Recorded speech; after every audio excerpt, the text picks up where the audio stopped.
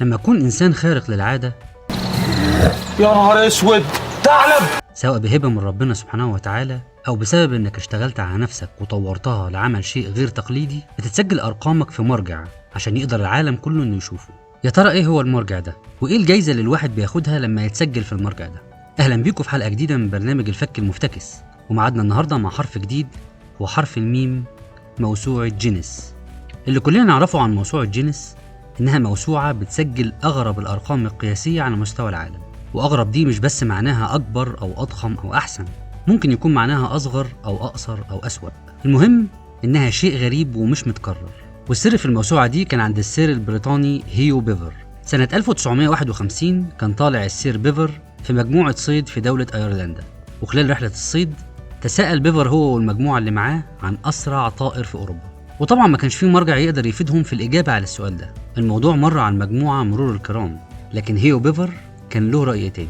بعدها ب3 سنين قرر ينشر كتاب فيه معلومات وحقائق وأرقام قياسية عشان يبقى مرجع، وأصدر لنا النسخة الأولى من كتاب جينيس للأرقام القياسية، وسماها جينيس نسبة لاسم الشركة اللي بيفر كان بيديرها. الموسوعة مش بس بيدخلها أفراد، دي بيخشها مؤسسات ودول كمان. ودخولك الموسوعة مش أمر صعب ولا حاجة، ده موضوع في منتهى السهولة. قدامك 3 طرق تدخل بيهم الموسوعة. الطريقة الأولى دي بتبقى شيء غريب عندك أنت مالكش فيه أي تحكم، يعني مثلا تبقى صاحب أكبر ودان معروف على مستوى العالم، صاحب أطول قامة على مستوى العالم، صاحب أقصر وأصغر. دي حاجات أنت مالكش يد فيها. الحزين لا لا لا، ايه يا مولاي صلى على النبي. يعني أكيد أنت مش هتكبر ودانك أو تصغر صباعك مثلا. يا لئيم انت لئيم. الطريقة التانية إنك تعمل حاجة جديدة ما اتعملتش قبل كده. الله، وبينه يعملها ليه؟ الطريقة التالتة بقى إنك تكسر رقم قياسي معمول قبل كده. تحب تموت بطل ولا تعيش كلب؟ وهي دي عايزه سؤال يا باشا. عايش كلب طبعا. وطبعا الأرقام دي لازم تكون قانونية، يعني ما يجيش حد يستنصح ويقول لي أنا دخلت موسوعة جينيس عشان شربت أكبر سيجارة حشيش في العالم مثلا، أو إنك تكون أكتر إنسان متحرش في العالم. كده مفيش غير حل واحد بس. انت بتعمل ايه يا راجل؟ انت عايز ايه انا؟ وعشان تتسجل في الموسوعة حضرتك بتبعت لهم وتطلب مندوب يعمل تقييم للرقم اللي هتسجله، ولما تحقق المعايير المطلوبة تبقى دخلت الموسوعة يا معلم. طب سؤال مهم، هو اللي بيدخل موسوعة جينيس ده بيستفيد إيه؟ يعني الموضوع فيه قفش حلو، يعني سبوبة هتطلع لي قرشين حلوين أأمن بيهم مستقبلي ويبقى اتعشت؟ ألف مبروك للأستاذ جعفر من القاهرة دخولك موسوعة جينيس، وجايزتك معانا النهاردة إنك خدت خازوقي. عقبالك.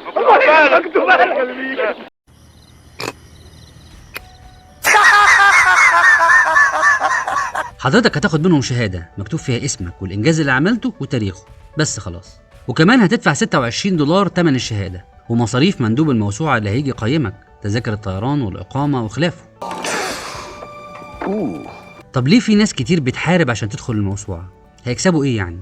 الحقيقة ان الموسوعة بتنزل عدد سنوي بتنشر فيه تفاصيل الإنجاز وبيانات الشخص اللي حقق الإنجاز ده وصوره، بالإضافة إلى ان الموسوعة سنويا تعد من أكبر الكتب مبيعا على مستوى العالم.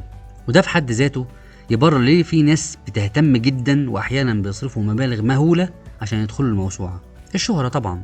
حتى الموسوعة بقينا بنستخدمها في حياتنا اليومية. لما بتتعامل مع حد بيتصرف بغباء بتقول لهم ببساطة استحمل اتفضل. تعالوا نستعرض مع بعض شوية من أغرب الأرقام المسجلة في موسوعة جينيس، وأفكرك بالتفاعل مع الفيديو. أطول إنسان في العالم سلطان قوزان، الراجل التركي، مواليد 1982، طوله حوالي 2 متر و47 سنتي. عربية الصغنطوطة. سوا. طويلة. أقصر امرأة في العالم جيوتي أمجي، المرأة الهندية، مواليد 1994، طولها 62.8 سنتي. بالمناسبة هما الاتنين زاروا مصر سنة 2018 وكانوا ضيوف مع الإعلامية الرائعة الأستاذة منى الشاذلي. أسمن رجل في العالم خالد بن محسن الشاعري، السعودي الجنسية، وزنه كان حوالي 610 كيلو. كان أسمن رجل حي على وجه الأرض وتاني أتخن رجل في التاريخ.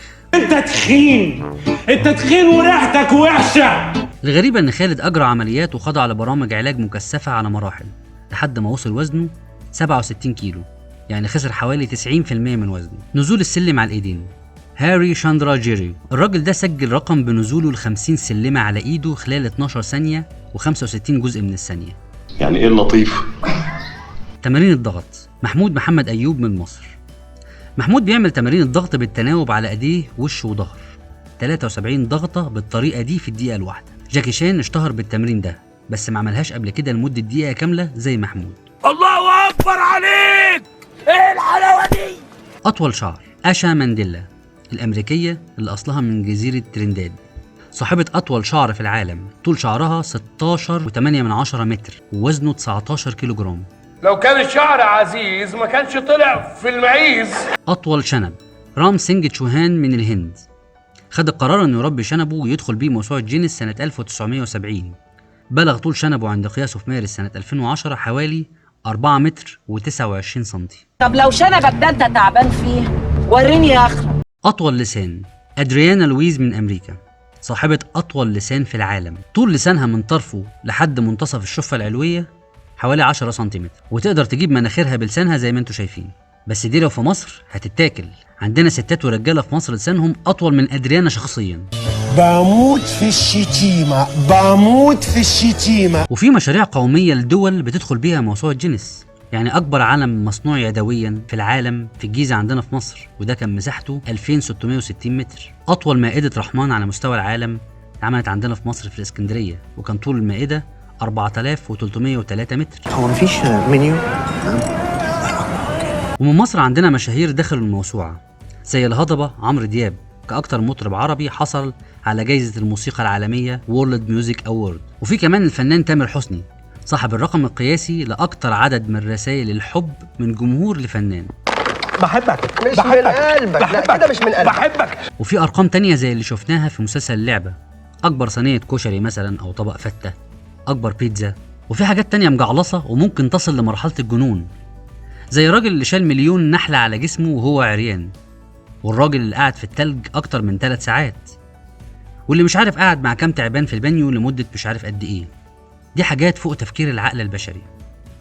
وحضرتك طبعا ما تفكرش في الأرقام الرياضية، لأننا عارف والناس كلها عارفة وانت شخصيا عارف إنك كحيان، انت كحيان يا محمد. ما تنسوش تعملوا الشير واللايك. كان معكم الفك المفتكس أحمد مجدي.